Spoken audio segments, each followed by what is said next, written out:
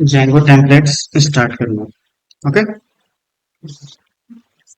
तो टेम्पलेट होता क्या है? टेम्पलेट एक तरह से कह सकें एचटीएमएल फाइल होती है, ठीक, जिसमें हम क्या करते हैं, कुछ डिजाइनिंग करते हैं।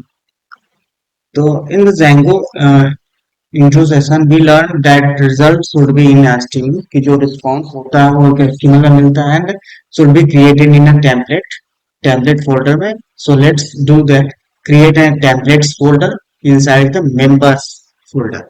तो मेंबर फोल्डर का मतलब जो प्रोजेक्ट फोल्डर है, तो हमारा जो प्रोजेक्ट फोल्डर है क्या है, मेंबर है। तो मेंबर ये है, ठीक, क्लियर।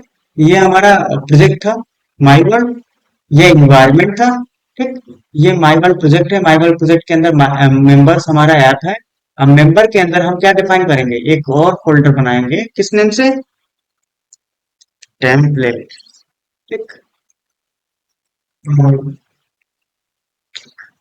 किस नेम से, टेम्पलेट्स।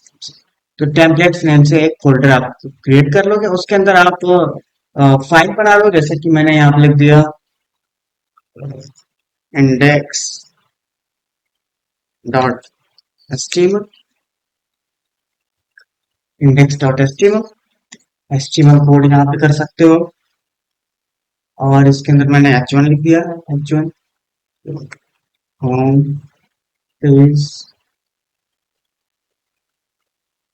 और मैं कुछ इसमें पैराग्राफ लिख दूँ, लॉरेम 25। ओके, ये हो गया हमारा टेम्पलेट फोल्डर, ठीक। टेम्पलेट इसलिए इसको यूज किया जाता है, इसमें हम आगे चल करके इसमें पाइथन का कोड भी करेंगे, एचटीएमएल कोड फाइल के अंदर। देन ये हो गया आपका टेम्पलेट फाइल। अब इसको कैसे हम डिस्प्ले कराएंगे? तो डिस्प्ले कराने के लिए देखो यहाँ पे क्या डिफाइन किया गया है। चलो, तो सबसे पहले हमको इंपोर्ट करना पड़ेगा, एक लोडर होता है। एचटीटीपी रिस्पॉन्स तो हमने डिफाइन किया था, हमको एक लोडर इंपोर्ट करना पड़ेगा जेंगो टेम्पलेट से, ठीक। तो हम यहाँ पे जाते हैं व्यूज के अंदर, व्यूज के अंदर एक चीज और हम इंपोर्ट कर लेंगे, फ्रॉम, ठीक। हम यहाँ से भी रेंडर कर सकते हैं, जैसे ये रेंडर लिखा हुआ है तो हम यहाँ पे रेंडर कर सकते हैं। मैंने लिख दिया यहाँ पे डिफाइन होम, ठीक, होम पेज या जो भी है, जैसे मैंने लिख दिया यहाँ पे होम ही लिख दिया, होम, ब्रैकेट में मैंने लिख दिया request, okay, starting and closing. Then उसके बाद क्या डिफाइन करूंगा मैं,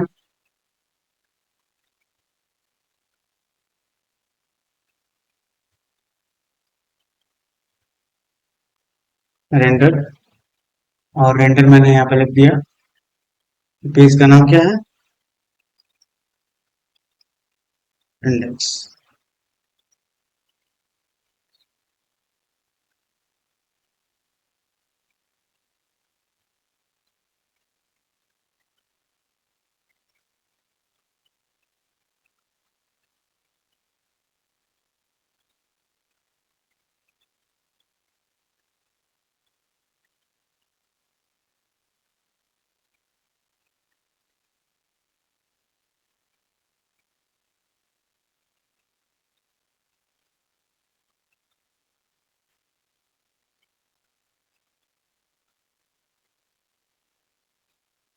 इंडेक्स डिफाइन। तो यहाँ पे हम क्या लिखेंगे, ऐसे भी कर सकते हैं और यहाँ पे लोडर का भी यूज कर सकते हैं। तो लोडर का यूज कैसे करेंगे, तो यहाँ पे लिखेंगे, देखो, टेम्पलेट इक्वल, टेम्पलेट एक वेरिएबल बना लो, ठीक। और मैंने लिखा टेम्पलेट इक्वल क्या, लोडर डॉट गेट टेम्पलेट। तो लोडर इंपोर्ट करना पड़ेगा आपको। लोडर एक आपका फंक्शन होता है, ठीक। तो यहाँ से मैंने इंपोर्ट किया फ्रॉम Django। Django के अंदर एक सब मॉड्यूल होता है टेम्पलेट, जो टेम्पलेट को हैंडल करने के लिए बहुत सारे क्लासेस और फंक्शंस आपको प्रोवाइड करता है, ठीक। तो मैंने लोडर यहाँ पे टेम्पलेट, Django टेम्पलेट के अंदर से लोडर को इंपोर्ट किया। तो अब मैं लिखूंगा लोडर डॉट गेट टेम्पलेट, ठीक। और इसके अंदर मैं क्या पास करूंगा, अपने फाइल का नाम। तो फाइल का नाम क्या है हमारा, index dot stick, index dot stick. Okay, then ये गेट कर लिया मैंने टेम्पलेट को। टेम्पलेट को गेट करने के बाद यहाँ पे मैं लिख दूंगा रिटर्न, और रिटर्न एचटीटीपी रिस्पॉन्स जो ये हमने यूज किया था, एंड देन ब्रैकेट के अंदर हमने क्या डिफाइन किया, टेम्पलेट डॉट रेंडर। तो इस टेम्पलेट को हम क्या करेंगे, डॉट रेंडर फंक्शन के थ्रू रिटर्न कर देंगे। ठीक है, क्लियर। तो पहले हमने HTML को टेम्पलेट बनाया और टेम्पलेट को उस तरीके से इसको HTTP रिस्पॉन्स फंक्शन में डाल दिया। HTTP रिस्पॉन्स को पहले हम नॉर्मली ऐसे डालते थे, मैसेज डालते थे, हम इसमें पूरा एक फाइल गेट करके यहाँ पे सेट कर देंगे। ठीक है, क्लियर। अब इसको सेट करने के बाद हम आगे चलते हैं कि हमको कुछ सेटिंग्स डिफाइन करनी पड़ती है, क्योंकि आपने जो फाइल बनाई है वो एक तरह से आपको यहाँ पर डिफाइन करने पड़ेंगे कि आपका ऐप क्या है, ऐप का नाम क्या है। ठीक, उस ऐप को यहाँ पे सेटिंग्स डॉट ऐप में जा करके लिखना पड़ेगा। तो यहाँ पे सेटिंग्स की फाइल होती है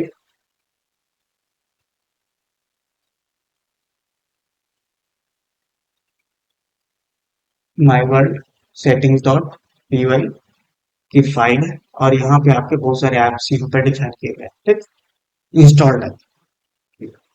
तो यहाँ पे आप लिखोगे सिंगल कोट के अंदर मेंबर्स, किस नेम से बनाया है आपने, मेंबर्स नेम से बनाया हुआ।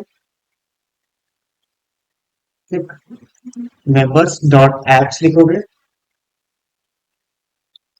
Dot apps. उसके बाद एप्स में देखो यहाँ पे मेंबर्स के अंदर एक फाइल बनी होगी, एप्स फाइल है। ठीक, और ये ऐप फाइल है, और मेंबर डॉट कॉन्फिग फाइल है आपका दिख रहा है। ठीक, एप्स के अंदर ये फाइल है। तो यहाँ पे लिखूंगा मेंबर डॉट एप्स जो आपका फाइल है, डॉट उसके अंदर किस नेम से फाइल है आपका, मेंबर्स कॉन्फिग फाइल। ठीक, मेंबर्स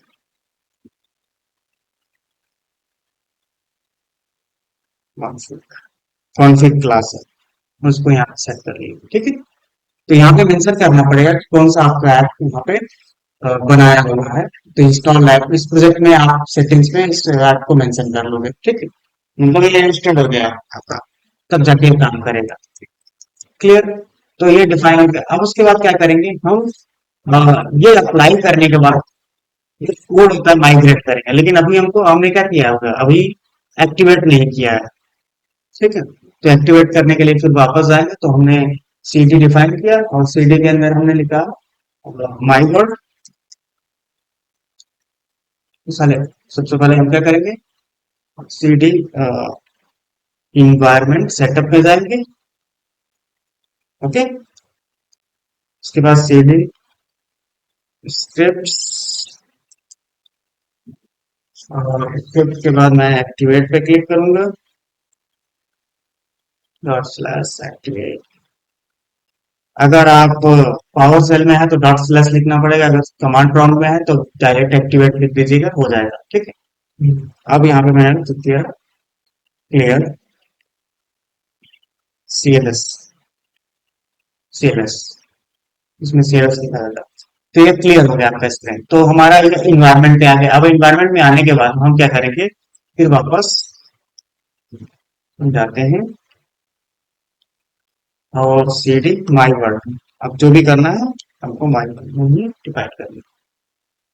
अब क्या करना है, कमांड ये चलाना है। सारी सेटिंग्स करने के बाद क्या कमांड चलाना है आपको, py manage dot py migrate. Migrate क्या करता है कि जितने भी ये इंस्टॉल्ड ऐप है वो अप्लाई कर देता है, कि ये सेटिंग लिखने के बाद अप्लाई करना होता है। तो py लिख दिया हमने, py Python manage dot py, और उसके बाद मैंने लिखा माइग्रेट।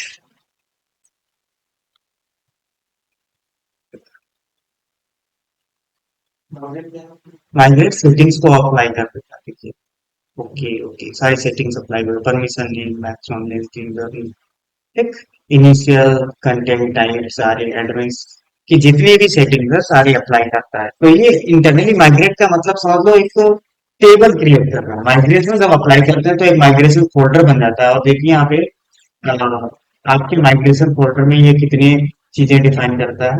ठीक, एक माइग्रेशन ऐसे अप्लाई हो जाता है, और इतने फोल्डर वो क्रिएट टेबल्स बनाता है। जैसे यहाँ पे परमिशंस नेम मैक्सिमम लेती है, एक तरह से पूरा टेबल डिफाइन करता है। ठीक,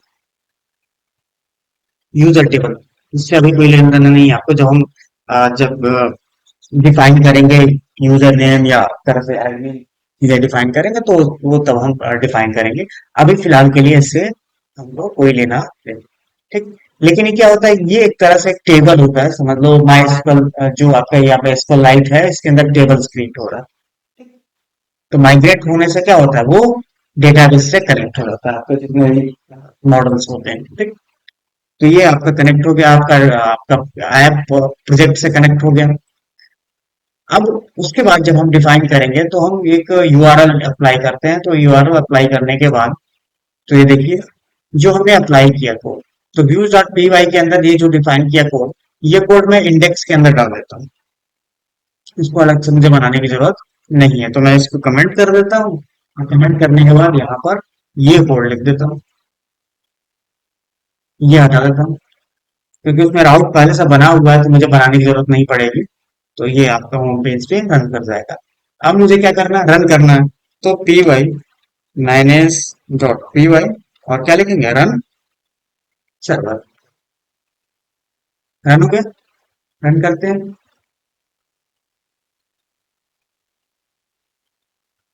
आ गया ना, जो मैंने हेडिंग लिखा था, जो मैंने यहाँ पे डमी टेक्स्ट दिया था पैराग्राफ, वो भी आ गया।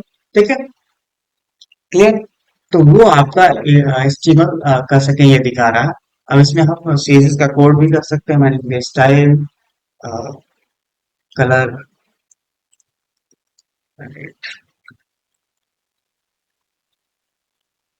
तो जैसे चाहो वैसे।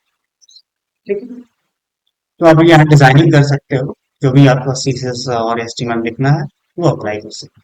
ठीक, तो हमने क्या किया यहाँ पे, टेम्पलेट लोडर यहाँ पे गेट किया, इंपोर्ट किया। इंपोर्ट करने के बाद उसी लोडर के थ्रू हमने एचटीएमएल टेम्पलेट को यहाँ पे सेट किया, ऑब्जेक्ट को, टेम्पलेट ऑब्जेक्ट को, उस टेम्पलेट ऑब्जेक्ट को यहाँ पे एचटीटीपी रिस्पॉन्स में रेंडर फंक्शन के थ्रू पास कर दिया। ठीक है, और जब हम यहाँ पे डिफाइन करेंगे तो ये हमारा क्या होगा, होम पेज में वो रेंडर हो जाएगा, जो हमने यूआरएल्स में यहाँ पे होम पेज में यहाँ पे इंडेक्स फंक्शंस को कॉल किया हुआ है। ठीक है, क्लियर। होम राउटिंग पे वो कॉल हो जाएगा पेज।